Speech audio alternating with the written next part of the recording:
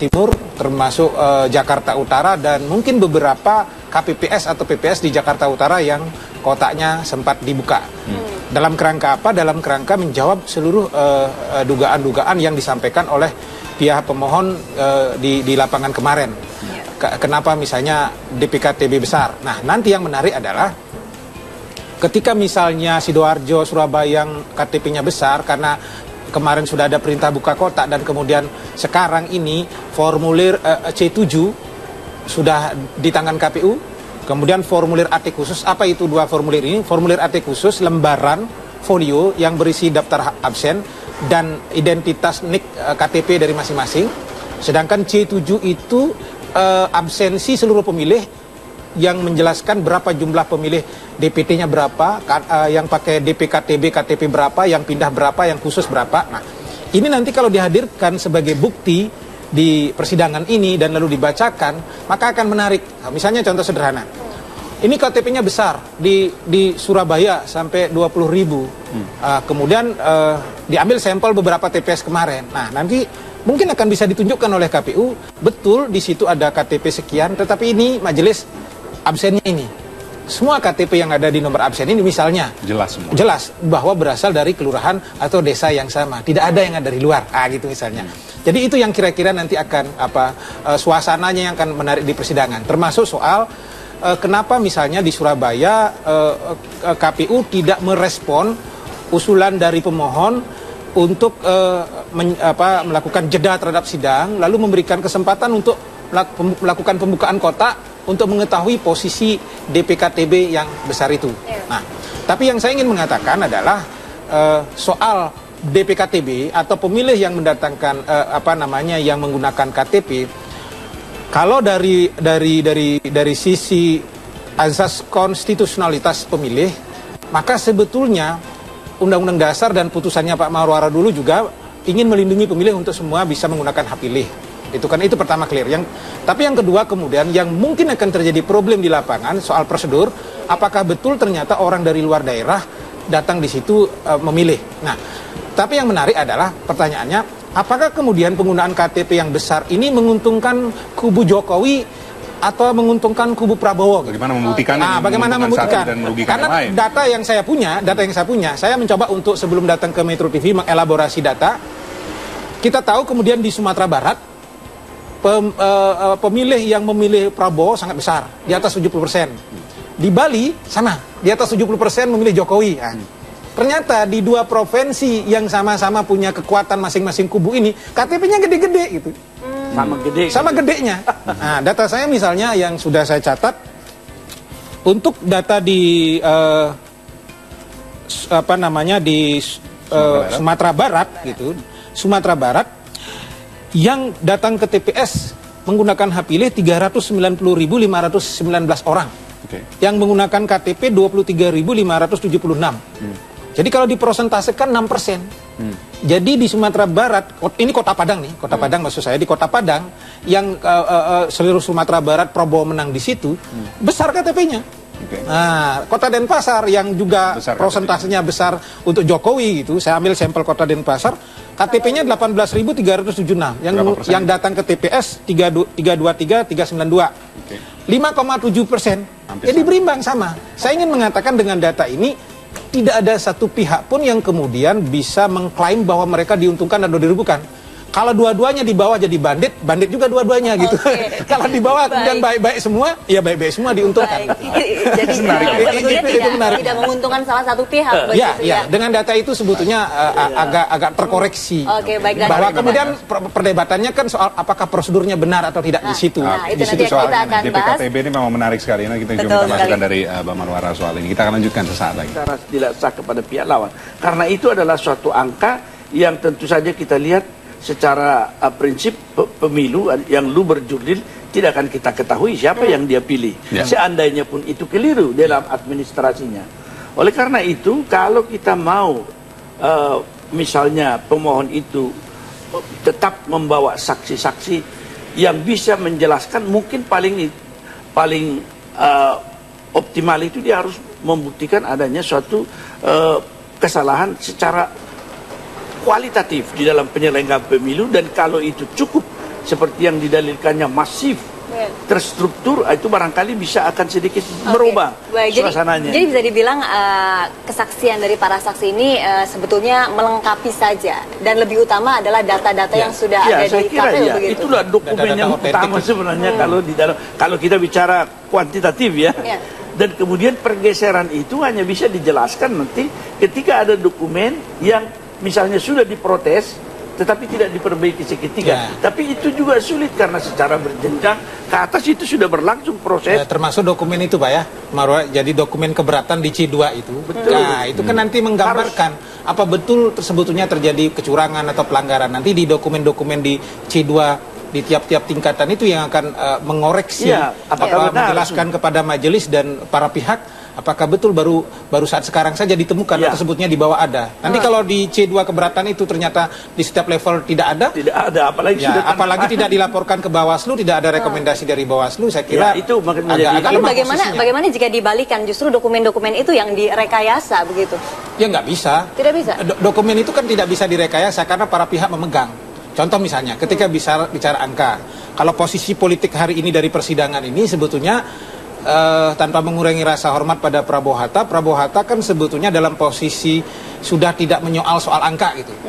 Artinya kesan saya angkanya KPU benar gitu. Karena kalau mestinya kalau menyoal soal angka, maka di kesaksian kemarin akan ngotot soal angka gitu. Tapi sama sekali nggak ada ngotot soal angka. Jadi seolah-olah ya angkanya KPU benar gitu. Nah, tapi kalau melihat penyelenggaraan sangat terbuka, di mana semua pihak bisa menyaksikan dan kemudian langsung diupload angkanya, saya kira agak jauh itu untuk mengatakan bisa dipalsukan. Kalaupun dipalsukan dengan mudah nanti kita bisa buktikan, karena dokumen KPU tentu akan dibandingkan dengan dokumen Bawaslu. Ada 4 itu nanti. Jadi Jadi kenapa misalnya mungkin analisis saya, kenapa kubu Prabowo tidak main di level angka dalam persidangan hari ini? Karena pertama, secara internal tidak punya angka. Tidak punya data yang kuat, yang autentik, yang lengkap, yang bisa pakai mengkanter. Yang kedua, posisi termohon lebih kuat karena dia punya angka di semua tingkatan, Bawaslu punya angka di semua tingkatan, terkait Jokowi JK punya angka di semua tingkatan, dan sudah terkonfirmasi oleh lembaga survei 8 itu. Nah, ini yang membuat pertarungan kalau bicara angka pasti dalam posisi agak kalah. Makanya bermain kemudian di level kualitatif dengan DPKTB. Tapi itu tadi persoalannya ketika bicara soal KTP, maka pertarungannya sebetulnya bukan pertarungan antara Prabowo dan Jokowi gitu, tetapi pertarungannya antara kubu Prabowo dengan KPU. Jadi perdebatannya bukan pada persoalan angkanya Jokowi, tapi perdebatannya KPU, Anda kok nggak bener lo bikin pemilu kayak begini ya gitu. Lebih pada prosedur. Sehingga implikasinya sebenarnya nanti urusannya implikasi etik gitu. Untuk pemilu yang akan datang. Pemilu yang akan datang. Sehingga kemudian kalau misalnya, saya juga sepakat, kritik saya untuk teman-teman di KPU, angka di PKTB ini sangat besar. Artinya, kalau ini benar bahwa 2,9 juta itu tidak terdata, maka peningkatannya 600% dibandingkan pemilu 2009. Boleh disebut pemutahiran sebetulnya kurang berkualitas gitu. Betapapun sudah berkali-kali kalau itu benar. Tetapi kalau kemudian asumsinya adalah mobilisasi untuk menguntungkan salah satu calon, dengan data Sumatera Barat dan Bali tadi sebetulnya sudah terkonfirmasi. Kalau mobilisasi kita sepakati berarti Prabowo mobilisasi juga di Sumatera Barat, Jokowi mobilisasi juga di Bali, kan begitu. Tetapi saya ingin mengatakan seperti Pak Maru tadi bilang, susah. Betul KTP, tapi dia milih siapa dan menguntungkan siapa di situ karena luber dan jurdil tidak pernah bisa terkonfirmasi. Paling nanti majelis akan mengatakan, oh ini KPU-nya agak kurang proporsional, besok-besok DPT-nya dirapikan lagi. Untuk pemerintah, tolong jangan lagi pakai KTP di masa depan sehingga punya potensi kemudian nanti dilakukan kecurangan dan seterusnya. Gitu. Akhir-akhirnya keputusannya seperti itu. Paling kalau ada kesalahan juga dari penyelenggara itu adalah merupakan tanggung jawab personal. Tapi secara kelembagaan apa yang dikerjakan itu sepanjang angka itu tidak bisa dibuktikan bergeser secara tidak sah kepada pihak lain, tidak ada jalan untuk mengklaim itu bahwa itu masuk kepada kita. Nah, kalau misalnya ternyata angka bukan menjadi sesuatu hal yang sangat dipermasalahkan oleh kubu Prabowo Hatta gitu.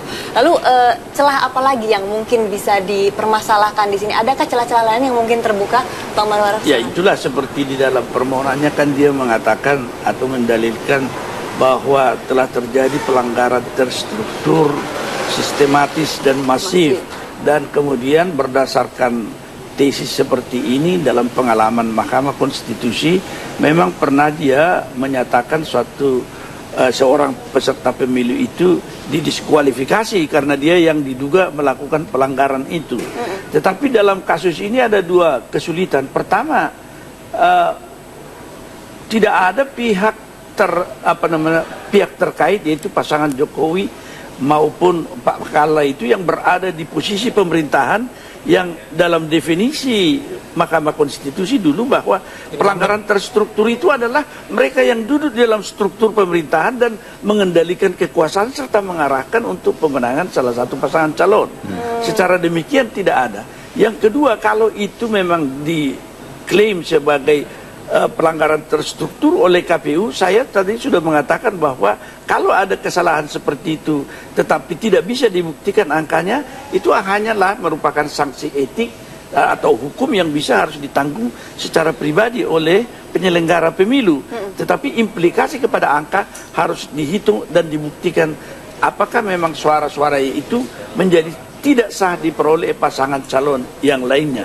Tetapi ada lagi aspek lain, ketika dia mengklaim pelanggaran terstruktur, masif dan sistematis itu, di dalam tuntutannya atau apa yang secara teknis dikatakan petitum kedua yang menyangkut hal itu, dia meminta pasangan Jokowi dinyatakan didiskualifikasi, artinya gugur kan gitu.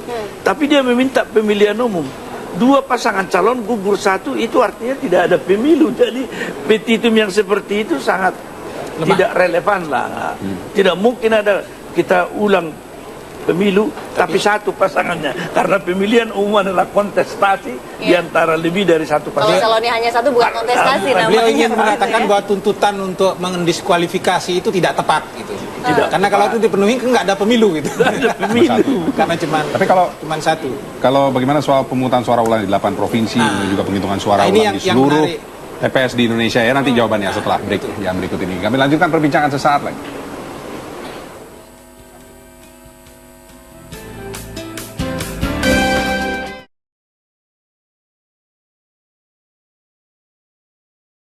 Terima kasih Anda masih bersama kami. Sebelum kita lanjutkan perbincangan, kembali kami ajak Anda bergabung dengan Gedung MK untuk lanjutan sidang. Petugas penyelenggara di tingkat KPU Kota Batu.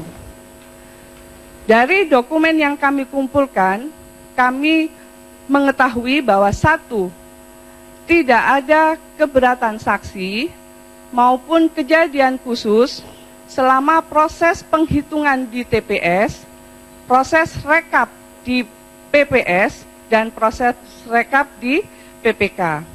Kemudian yang kedua, tidak ditemukan adanya pemilih yang menggunakan hak pilih lebih dari satu kali. Yang ketiga, tidak didapatkan rekomendasi dari Panwas kecamatan maupun dari PPL. Surat keberatan saksi atau kejadian khusus baru kami dapati pada saat rekap di tingkat kota. Pada rekap di tingkat kota, saksi pemohon menyatakan meminta daftar pemilih pengguna KTP atau DPKTP. Pada saat itu, kami tidak bisa memenuhi saat itu juga karena daftar pengguna KTP atau DPKTP yang ada di form AT khusus itu berada di dalam kotak suara TPS. Oleh karena itu, pada saat itu kami tidak bisa memenuhi permintaan saksi pemohon karena kami terikat kepada prosedur dan mekanisme pembukaan kotak. Nah, namun demikian, kemudian setelah adanya rekomendasi Bawaslu Provinsi Jawa Timur dan terbitnya surat KPU RI nomor 1446, maka pada hari Rabu tanggal 30 Juli kami melakukan kegiatan pembukaan kotak suara untuk mengambil beberapa dokumen sesuai dengan rekomendasi Bawaslu Provinsi Jawa Timur.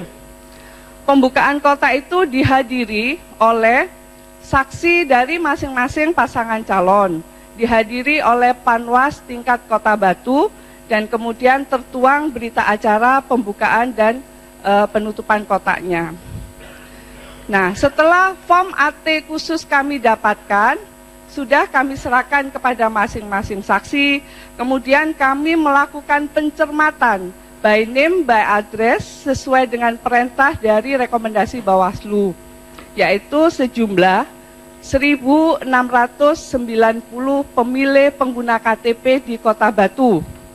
Angka ini tidak sama dengan yang didalilkan oleh pemohon sebesar 1.657. Itu adalah beberapa kegiatan atau hasil tindak lanjut rekomendasi Bawaslu yang sudah kami lakukan. Yang ketiga, Majelis mohon izin, kami ingin menyampaikan bahwa dalil pemohon pada lampiran P1 dan P4 untuk Kota Batu terkait dengan dugaan selisih adanya jumlah surat suara yang digunakan dengan jumlah pemilih yang menggunakan hak pilih adalah tidak benar. Kami ada datanya untuk 5 TPS yang didalilkan oleh pemohon. Kalau memang diizinkan, nanti kami akan membacakan bagaimana perbandingan data yang diajukan oleh dalil pemohon dengan data kami sebagai termohon yang kami ambil dari bukti C1 yang kami miliki. Cukup diserahkan C1-nya saja. Baik, terima kasih Majelis. Begitu juga dengan P4. P4 pemohon mendalilkan ada selisih antara data pemilih pengguna KTP dengan data penggunaan pemilih DPTP. Maka kami sampaikan di sini untuk Kota Batu 36 TPS yang disebutkan oleh dalil pemohon sudah kami teliti, sudah kami bandingkan dan hasilnya sama. Tidak ada selisih antara data pemilih pengguna KTP dengan penggunaannya. Saya kira itu Majelis, terima kasih. Ya, tadi terhadap keterangan yang pertama mengenai penjelasan pemilih yang menggunakan KTP, ya. Apakah saudara memang yang memberikan penjelasan itu? Ya, saya yang hadir pada saat rekap di tingkat Provinsi Jawa Timur. Ya. Dari Kota Batu ada 2 orang yang mulia, satu komisioner divisi teknis yang membacakan hasil rekap, saya yang memberikan jawaban atas tanggapan dan sanggahan dari saksi pasangan nomor urut 1. Jadi pada saat itu saudara menegaskan bahwa pemilih yang menggunakan KTP tidak diperkenankan untuk memilih selain di alamat KTP-nya. Itu maksudnya? Ya, yang mulia. Ya. Kalau alamatnya tidak sesuai, tidak kami perkenankan. Tidak diperkenankan. Nah, dalam kenyataannya, apakah saudara memiliki data, ada tidak yang menggunakan KTP tapi tidak memilih di TPS tempat alamat KTP-nya? Tidak ada, yang mulia. Tidak ada atau tidak ada datanya? Tidak ada, karena semua pemilih itu yang kami catat adalah yang sudah menggunakan hak pilih. Jadi kalau tidak menggunakan hak pilih tidak kami catat. Tidak, bukan itu maksudnya. Dia menggunakan KTP, dia tidak terdaftar DPT. Ya. Ini DPKTB ini. Ya. Tapi dia tidak mencoblos di alamat KTP-nya. Ada tidak? Menurut data saudara ada? Ada, yang mulia, yaitu di rumah sakit yang ada di Kota Batu. Di rumah sakit, oke. Selain itu? Ada di tahanan untuk 5 orang. Di tahanan, oke. Selain itu? Tidak ada, yang tidak mulia. Ada. Baik, ya itulah keterangan saudara ya. Kemudian yang kedua, yang saudara pahami rekomendasi Bawaslu 18 Juli itu apa permintaannya kepada KPU? Rekomendasi Bawaslu nomor 389 itu ditujukan kepada KPU Provinsi Jawa Timur. Ya. Di dalamnya antara lain memerintahkan atau meminta kepada kami, salah satunya KPU Kota Batu, untuk melakukan pencermatan atau penelitian by name by address pemilih di PKTB dengan sidalih. Ya, apakah saudara lakukan itu? Sudah, yang mulia. Sudah. Sudah. Jadi temuannya apa? Nah, di dalam rekomendasi Bawaslu dinyatakan apabila dalam hasil penelitian itu ditemukan ada pemilih yang menggunakan hak pilih lebih dari 1 kali, rekomendasi Bawaslu Provinsi Jawa Timur memerintahkan untuk dilakukan pemungutan suara ulang PSU, pada ya. TPS yang kedua. Ya. Tetapi dari hasil pencermatan kami diperoleh bahwa tidak ada pemilih yang menggunakan hak pilih lebih dari 1 kali. Iya. Baik, tapi di DPKTB-nya sendiri berapa yang hasil temuannya atas rekomendasi itu? Di kami ada 1.690 pemilih Satu kabupaten. satu kota Satu kota. Batu. Kami ada 420 TPS, sehingga Baik. kalau di rata-rata ada 4 pemilih di masing-masing TPS. Baik. Terus apakah ada tanggapan kembali dari Bawaslu atas temuan itu, laporan? Kami belum mengetahui apakah ada tanggapan atau belum, Belum tapi mengetahui. hasilnya sudah kami sampaikan. Baik. Kira cukup ada, ya silakan Pak Suwanto.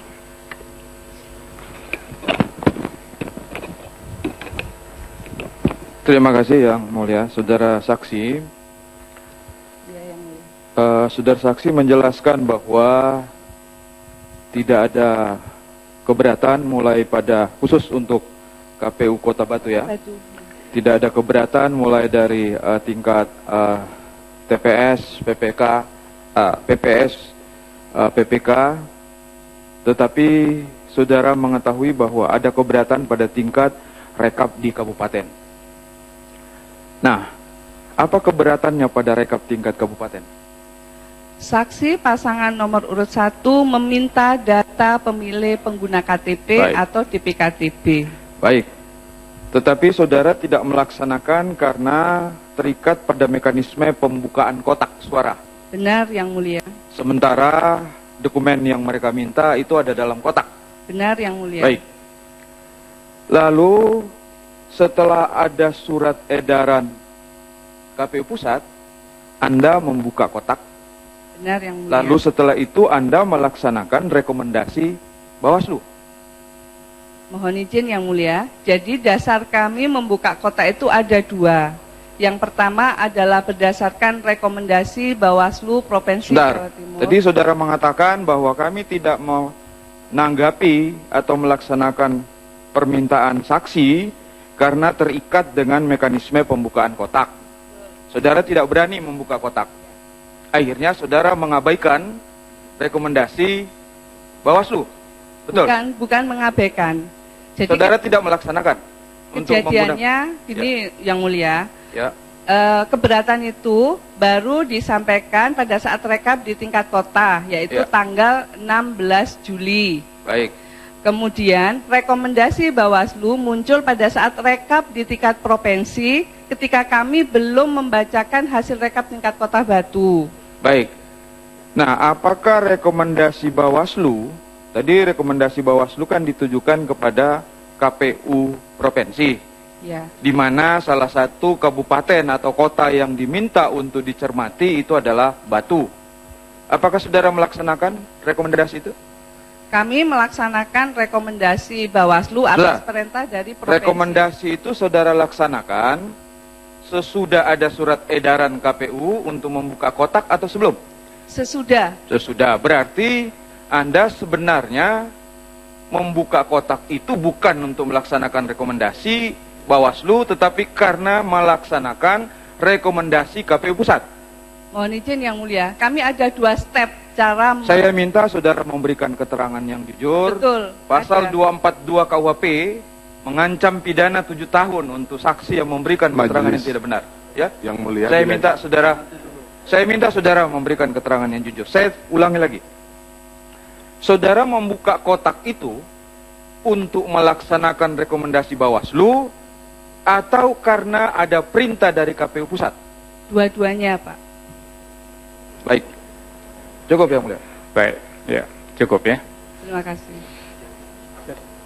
Ya cukup. Oke, terima kasih. Baik. Ya. Ya. Kita proses dulu. Udah lanjut aja. Muhammad Sain. Muhammad Saidin yang mulia. Saidin, ya. Ini salah tulis. Terima kasih, ya, yang mulia. Muhammad Saidin. Saidin. Saidin. Oh, Muhammad Saidin. Saidin. Mohon izin yang mulia. Ya. Kalau Saidin dalam bahasa Arab itu sesuatu. Muhammad Saidin. Ya betul ya? Betul, yang mulia. Ya. Saudara anggota KPU Kabupaten Jember, betul? Betul yang mulia, saya betul. Sebagai anggota KPU Kabupaten Jember sebagai divisi hukum. Divisi hukum. Betul yang mulia. Baik, sekarang apa yang mau disampaikan? Silakan. Yang ingin saya sampaikan pertama ingin membantah dalil permohonan pemohon sebagaimana terlampir pada halaman 145 yang terkait dengan DPKTB yang ada di Kecamatan Balung, Kabupaten Jember. Yang kedua adalah terkait dengan gugatan atau permohonan pemohon pada halaman 188 terkait dengan money politik, dan selanjutnya adalah membantah keterangan saksi pemohon kemarin pada saat sidang terkait dengan money politik juga. Yang ingin kami dalilkan adalah sebagaimana dalam permohonan pemohon di sana dinyatakan bahwasanya di Kecamatan Balung itu terkait dengan DPKTB itu yang pada pokoknya menyatakan bahwasanya di dalam daftar pemilih DPKTB itu hanya tertulis NIK ataupun nomor induk kependudukan tanpa nama pemilih. Fakta yang benar adalah yang mulia, yaitu di dalam form AT ataupun pemilih khusus itu di sana berisi yaitu NIK, nomor induk kependudukan, nama, status, umur, alamat, dan juga keterangan. Sehingga dalil permohonan pemohon yang menyatakan di sana isinya adalah nomor induk kependudukan itu tidak benar yang mulia. Kemudian yang kedua, apakah saudara ada bukti itu daftar DPKTB? Ada. Buktinya di T Jatim 3 dan Jember 3 dan T Jatim Jember 4. Baik. Ya, kemudian lanjut. Terkait dengan money politik, bahwasanya kami sebagai penyelenggara yang ada di Kabupaten Jember tidak pernah mendengar atau tidak pernah ada laporan terkait dengan money politik yang dituduhkan oleh pemohon baik dalam permohonan pemohon maupun dalam keterangan saksi pemohon kemarin. Kemudian terkait dengan hal itu, maka pada saat rekap mulai di tingkat TPS, PPS, atau juga tingkat PPK, tidak pernah ada keberatan ataupun catatan kejadian khusus yang berisi pelanggaran dari ataupun keberatan dari saksi pemohon yang disampaikan pada saat rekap tersebut. Kemudian kita juga telah melaksanakan rekomendasi sebagaimana disampaikan oleh saksi termohon tadi, yaitu kalau di Jawa Timur ada 6 kabupaten yang mulia, termasuk juga Jember, juga telah melaksanakan rekomendasi terkait dengan DPKTB tersebut yang mulia. Itu rekomendasi Bawaslu mengenai DPKTB itu saudara laksanakan? Dilaksanakan yang mulia. Apa yang saudara temukan? Yaitu di sana perintahnya adalah untuk mencermati ataupun meneliti tentang DPKTB. Saya menjelaskan ataupun memperkuat dari saksi termohon yang pertama tadi, bahwasanya memang yang pertama sebelum ada perintah pembukaan kota itu pada tanggal 20 Juli itu ada petunjuk dari KPU RI terkait dengan DPKTB untuk melakukan penelitian administratif. Sehingga kita juga terkait dengan prosedur tadi tidak berani membuka kota. Sehingga kita menggunakan pernyataan ataupun penelitian tersebut sesuai dengan petunjuk dengan meminta keterangan kepada KPPS, PPS, dan PPK sebagaimana ada bukti dalam T Jatim 7 Jember. Prinsipnya apa pernyataan dari KPPS dan PPS? Yang pertama adalah yaitu menyatakan tidak ada pemilih yang menggunakan hak pilihnya lebih dari 1 kali.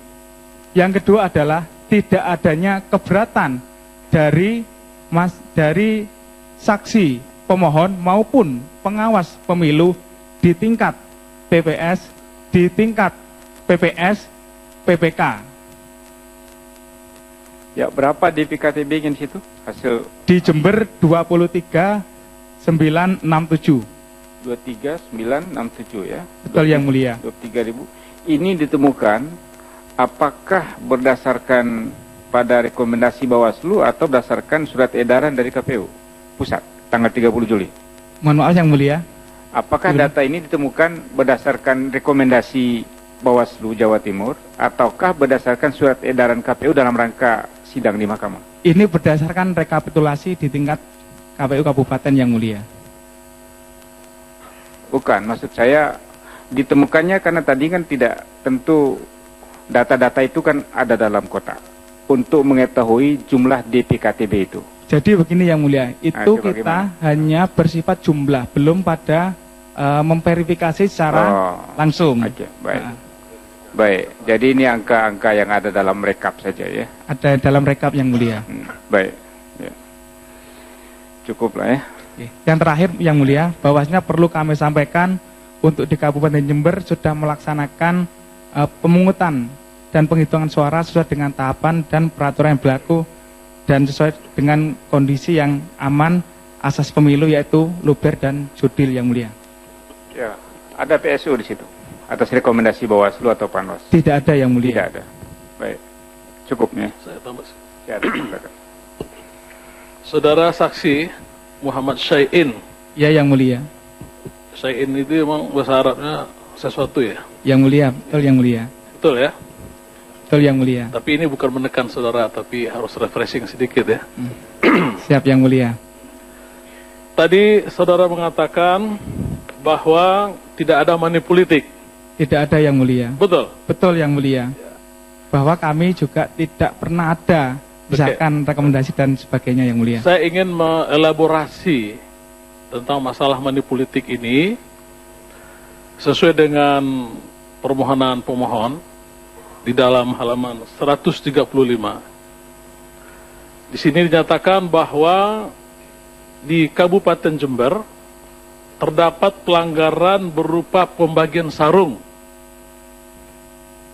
mie instan, minyak dan beras di Desa Bangsal Sari. Bagaimana? Sampai saat ini kita baru mendengar pada saat ada gugatan permohonan dari pemohon. Jadi kita tidak pernah mendengar permasalahan terkait dengan isu politik uang ataupun money politik. Yang kedua, kita juga tidak pernah ada misalkan rekomendasi yang terkait dengan hal itu. Karena ini bukan ranah ataupun kewenangan kami terkait dengan pelanggaran pidana ataupun money politik yang mulia. Bukan. Tentu kalau persoalan ranah itu persoalan lain. Kita kan ingin mengungkapkan fakta ya yang saudara ketahui sebagai anggota KPU. Ya, jadi mulia. majelis ingin mengkonfirmasi terhadap permohonan-pemohon ini betul apa enggak, karena kan saudara dari Jember. Ya yang mulia. Jadi enggak ada. Tidak benar yang mulia. Tidak ada laporan ataupun kita tidak pernah mendengar hal itu yang mulia. Betul ya? Tidak benar, ya tidak kecuali benar. Kecuali kalau dapat dibuktikan lain, nanti saudara berani bertanggung jawab dengan keterangan saudara? Berani yang mulia. Oke, makasih. Siap. Ya, silakan Pak Alim. Saudara saksi. Ya yang mulia. Di Kabupaten Jember yang merupakan wilayah saudara, ya, yang ada enggak orang yang diajukan ke pengadilan dalam hubungan dengan tindak pidana pemilu? Ini saya tanya ada enggak? Ada yang mulia. Berapa tapi orang? Masih dalam proses satu orang. Iya, satu orang. Karena begini, untuk diketahui, menurut Ketua Mahkamah Agung Saudara Pak Hatali, di seluruh Indonesia hanya 14 kasus tindak pidana pemilu yang disidangkan menurut dia. Jadi itu makanya saya tanyakan. Jadi ya, ada satu ya? Satu yang mulia. Tapi belum selesai ya? Belum, masih proses di kejaksaan yang mulia. Baik, saya satu tambahan terakhir. Dari 23.000 ini apa 23.000 DPKTB itu? DPKTB yang mulia. Apakah saudara sudah pernah melakukan penelitian ada tidak pengguna KTP yang memilih di luar alamat KTP-nya? Di luar alamat KTP-nya yang mulia. Ya. Ada yang mulia. Ada. Ada yang mulia. Ada berapa banyak? Kalau jumlah pastinya belum kita sebutkan yang mulia. Pernah kita lihat ada yang mulia. Tapi berdasarkan keterangan dari PPS. Dari PPS. Iya, yang mulia. Apakah sebelumnya memang ada kebijakan dari KPU Kabupaten Jember untuk membenarkan pemilih yang menggunakan KTP yang tidak terdaftar dalam DPT untuk memilih di tempat di luar? Tidak ada yang mulia, tidak benar. Tidak ada. Tidak pernah ada instruksi seperti itu yang mulia. Tidak pernah ada instruksi. Jadi kita sesuai dengan peraturan yang berlaku yang disampaikan tadi. Baik, ya, cukup lah, cukup. Terima kasih yang mulia. Edi Saiful Anwar. Ya, yang mulia. Ya. Alamat di mana? Lingkungan Karangasem, RT 1 RW 3, Kelurahan Bakungan, Kecamatan Gelagah, Kabupaten Banyuwangi, yang mulia. Ya. Cara anggota KPU Banyuwangi ya? Ya, betul, yang mulia. Betul. Ya. Apa yang mau disampaikan? Saya silakan. Terima kasih yang mulia. 117 PPS dan 24 PPK semuanya berjalan dengan lancar yang mulia. Sampai proses penghitungan suara dan rekapitulasi suara yang mulia. Rekapitulasi suara di tingkat PPS dilaksanakan tanggal 10, di tingkat PPK tanggal 13, di KPU Kabupaten Banyuwangi tanggal 16, semuanya berjalan dengan lancar. Tidak ada keberatan sampai pada tahap PPK yang mulia. Baru ada keberatan mengenai persoalan DPKTB di Rekap Kabupaten. Itu pun saksi dari pasangan calon nomor 1 juga ikut menandatangani, cuman beliau minta keberatannya dimasukkan di form DB2.